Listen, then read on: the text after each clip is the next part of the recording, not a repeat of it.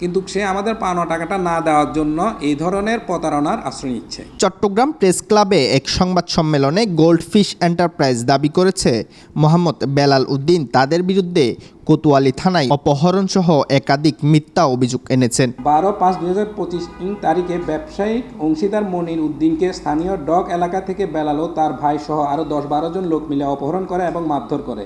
প্রতিষ্ঠানটির স্বত্বাধিকারী শেফার উদ্দিন লিখিত বক্তব্যে বলেন, বেলালের মালিকানাধীন FB কোহিনুর 2 নামক একটি মাছ ধরার ট্রলার বৈধ চুক্তির মাধ্যমে ভাড়া নিয়ে পরিচালনা করছিলেন।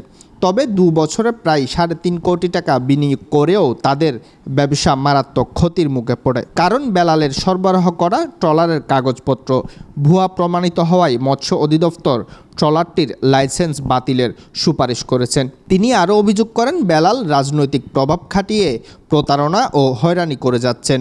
সংবাদ সম্মেলনে উপস্থিত ভুক্তভোগীরা সুষ্ঠু তদন্ত ও ন্যায় বিচার নিশ্চিত করার জন্য প্রশাসনের দৃষ্টি আকর্ষণ করেন। যখন উনি আমাদেরকে বললো 12টায় সময় দিয়ে আমাদেরকে কোতোয়ালি থানায় আসতে বললো, তখন আমরা কোতোয়ালি থানায় গেলাম।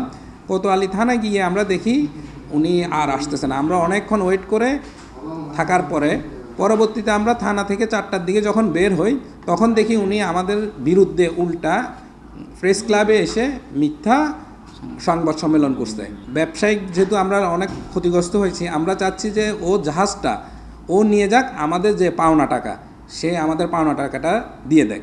কিন্তু সে আমাদের পাওনা টাকাটা না দেওয়ার জন্য এই ধরনের প্রতারণার আশ্রয় নিচ্ছে। করে কাগজপত্র বৈধ করে নেওয়ার সুযোগ দেওয়া। নিউজ ডেস্ক, দৈনিক আজাদী।